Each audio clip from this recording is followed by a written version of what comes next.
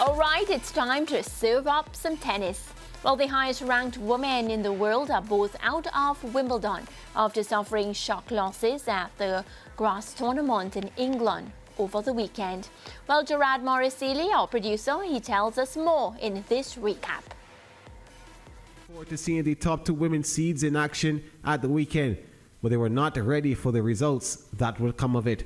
First up, Iga Swiatek, the world number one, playing against Kazakhstan's Yulia Putintseva. Most expected this one to be an easy assignment for the Pole, having never lost to Putintseva, and it stuck to the script when she won the first set 6-3.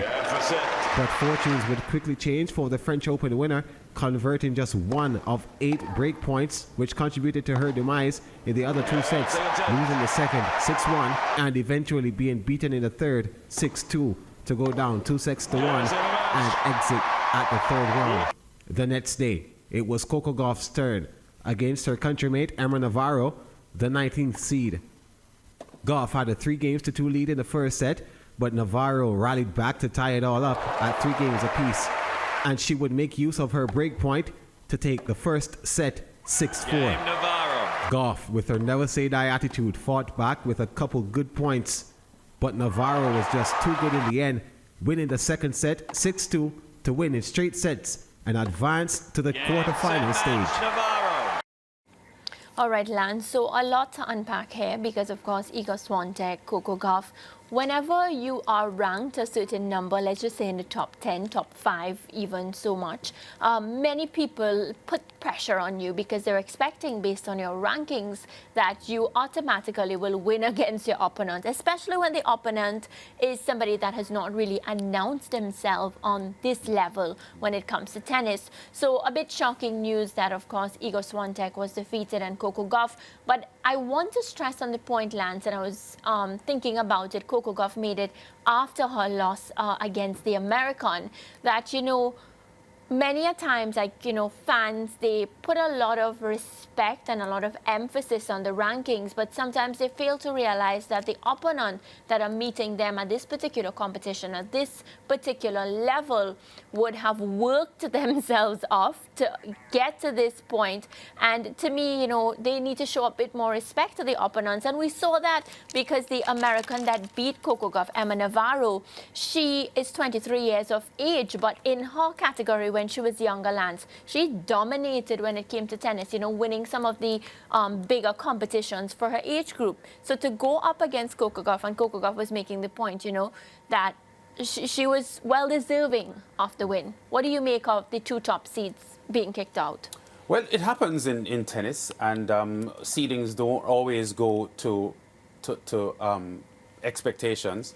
And one of the things that I've read is that there were some statistics that suggest that upsets are more likely to happen on grass court than clay or the hard courts. Yeah. Partly due to the fact that the grass plays faster. So that is a factor as well. But a lot of times when you have upsets in tennis, it's the style of the 2 participants that will result in the score at the end of the game, because there are a lot of times, even if you may be the world number 1, there's a type of game that your opponent offers you that is uncomfortable for you to deal with. Mm-hmm. So that from that standpoint, rankings will always be not a good guideline as to how a match can go. But I was disappointed that Swiatek lost her match, because I think at the moment she's undisputed world number 1. Yes. I don't think that can be argued. Coco Gauff is a rising star and is beginning to look more and more comfortable in these Grand Slam events. So disappointment for both of them. I saw where Coco Gauff, after her loss, said her mind is on the Olympics. Yeah, and you know she'll be going up with Emma, right? They'll be on the same team. Yeah. Well, Navarro lost today, by the way. Okay. Navarro, who had upset Coco Gauff, yeah, lost in the next round today. So she doesn't have a chance at going all the way and winning Wimbledon. So disappointment for her. But I'm always interested to hear what top players say when they lose. I mentioned to Brent just now the fact that Kylian Mbappe came out and described his performance as a failure in Euro. Is big of him to do that, because a lot of these sports stars have big egos, and it is part of the reason why they're successful. They set high standards for themselves, and they Work towards it. Yeah, and their ego is big because it is what drives them to keep succeeding. So for Mbappe to put his hand up and say that he failed and he was not good is a strong statement for me.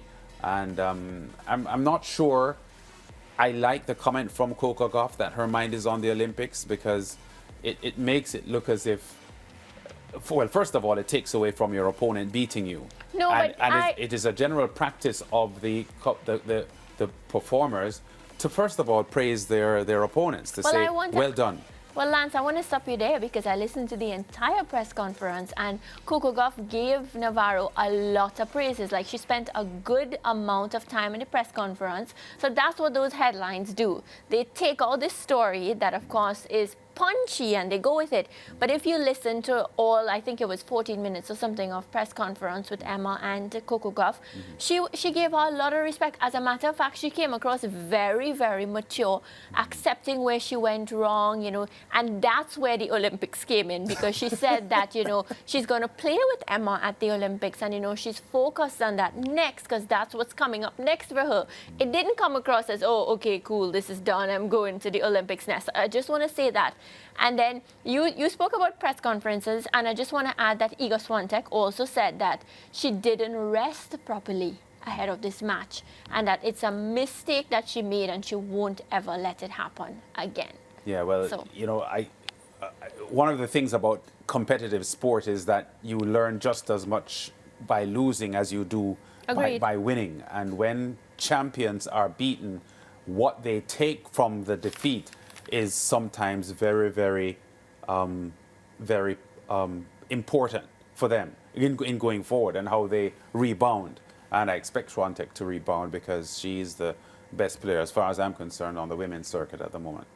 yeah. All right, so do we wrap up this tennis discussion, producer? Yeah, he says yeah. So we're going to go to a quick break. Then when we come back, it's our fun segment, Interactive.